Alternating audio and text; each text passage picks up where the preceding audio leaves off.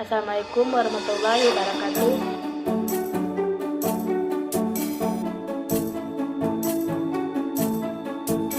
Nama saya Nulia Mahu, NIM 1318144050, kelas B, Prodi Teknik Informatika, jurusan Teknik Elektro. Di sini saya akan menjelaskan tentang transmisi data dan media transmisi. Yang pertama yaitu transmisi data. Transmisi data adalah proses memindahkan informasi dari pengirim ke penerima. Informasi dibawa melalui sinyal, yaitu sinyal analog dan sinyal digital. Sinyal analog merupakan gelombang elektromagnetik yang berubah-ubah secara kontinu yang menjalar melalui suatu media dan tergantung pada spektrumnya. Sedangkan sinyal digital adalah sinyal yang sifatnya seperti pulsa, terputus-putus dan terjadi perubahan tiba-tiba di antara bagian-bagiannya. Sinyal ini merupakan serangkaian pulsa tegangan yang ditransmisikan melalui suatu media kawat. Kita masuk dengan yang selanjutnya, yaitu media transmisi. Agar bisa mengirim informasi atau data dari sebuah tempat ke tempat yang lain, maka dibutuhkan sebuah jalur atau media supaya bisa membawanya sampai ke tujuan yang dikehendaki. Media yang membawa data itu umumnya dinamakan dengan media transmisi atau disebut juga dengan transmission media. Pada dasarnya, media transmisi adalah jalur atau media yang dipakai untuk membawa informasi dari pengirim menuju ke penerima. Semua perangkat elektronik yang digunakan memiliki media transmisi yang berbeda-beda. Seperti contoh, telepon kabel menggunakan kabel sebagai media transmisinya. Sedangkan ponsel, radio FM, dan televisi memakai frekuensi radio untuk media transmisinya, dan untuk remote control menggunakan inframerah. Kualitas serta kemampuan sebuah media biasanya akan tergantung pada beberapa faktor seperti berikut, yaitu bandwidth, noise, radiasi, dan attention. Macam-macam media transmisi. Jika dilihat dari garis besar, media transmisi dibagi menjadi dua jenis, yaitu wired media atau juga wireless atau UGET media. Yang pertama, guide transmission media. Guide transmission media merupakan jaringan yang menggunakan sistem kabel. Di dalam guide transmission media terbagi menjadi tiga kabel, yaitu yang pertama, twin-stage pair kabel.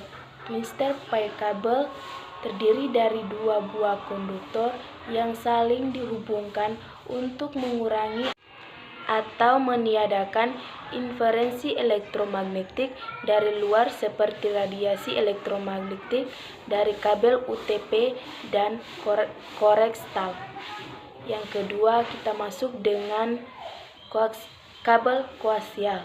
Kabel koaksial adalah sebuah jenis kabel yang menggunakan dua buah konduktor.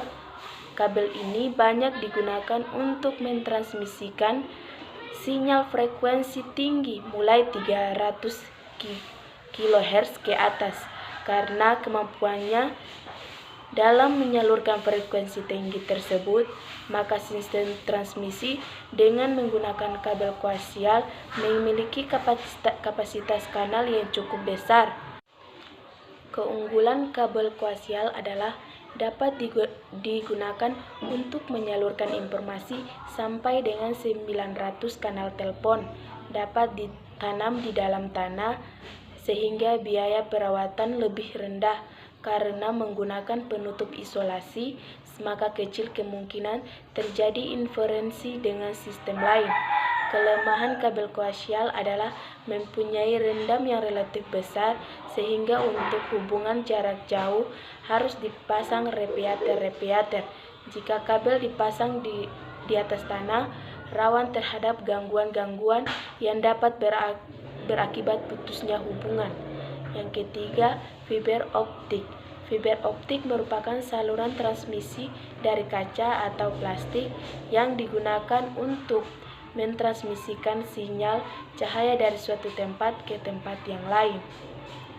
Keuntungan serat optik adalah lebih murah, lebih ramping, kapasitas transmisi yang lebih besar, sedikit sinyal yang hilang dan diubah menjadi sinyal cahaya sehingga lebih cepat. Tenaga dibutuhkan sedikit dan tidak mudah terbakar. Kelemahan fiber optik yaitu memerlukan biaya yang mahal untuk peralatannya. Kita masuk dengan yang kedua, yaitu UGET Transmission Media. UGET Transmission Media merupakan jaringan yang menggunakan sistem gelombang. Di dalam UGET Transmission Media terbagi menjadi 3, yaitu yang pertama gelombang mikro. Gelombang mikro merupakan bentuk gelombang radio yang beroperasi pada frekuensi tinggi dalam satuan gigahertz yang meliputi kawasan UHF, SHF, dan EHF. Gelombang mikro banyak digunakan pada sistem jaringan WAN, jaringan warnet, dan penyedia layanan internet atau ISP. Keuntungan menggunakan gelombang mikro adalah akuisisi antara menara tidak begitu dibutuhkan, dapat membawa data dalam jumlah yang besar. Biaya murah karena setiap tower tidak membutuhkan lahan yang luas. Frekuensi tinggi atau gelombang pendek karena hanya membutuhkan antena yang kecil.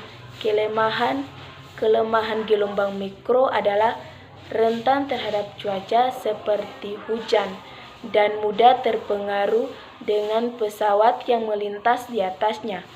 Yang kedua, satelit. Satelit adalah media transmisi yang fungsi utamanya menerima sinyal dari stasiun bumi dan meneruskannya ke stasiun bumi yang lain. Satelit yang mengorbit pada ketinggian 36.000 di atas bumi memiliki angular orbital velocity yang sama dengan orbital velocity bumi. Pada prinsipnya, dengan menempatkan 3 buah satelit geostationary pada posisi yang tepat dapat menjangkau seluruh permukaan bumi. Keuntungan satelit adalah lebih murah dibandingkan dengan menggelar kabel antar benua, dapat menjangkau permukaan bumi yang luas termasuk daerah yang terpencil dengan populasi rendah. Meningkatnya traktif komunikasi antar benua membuat sistem satelit cukup menarik secara komersial. Sedangkan kekurangan satelit adalah keterbatasan teknologi. Yang ketiga, inframerah. Inframerah biasa digunakan untuk komunikasi jarak dekat dengan kecepatan 4 Mbps dalam penggunaannya untuk pengendalian jarak jauh, misalnya remote control pada televisi serta alat elektronik lainnya. Keuntungan dari inframerah adalah kabel terhadap interferensi radio dan elektromagnetik. Inframerah lebih mudah dibuat dan murah, instalasi mudah dipindah-pindah, keamanan lebih tinggi daripada gelombang radio. Sedangkan kelemahan inframerah yaitu adalah jarak terbatas, tidak dapat menembus dinding, harus ada lintasan lurus dari pengirim dan penerima, tidak dapat digunakan di luar ruangan karena akan terganggu oleh cahaya. Itulah yang dapat saya sampaikan. Sekian dan terima kasih. Wassalamualaikum warahmatullahi wabarakatuh.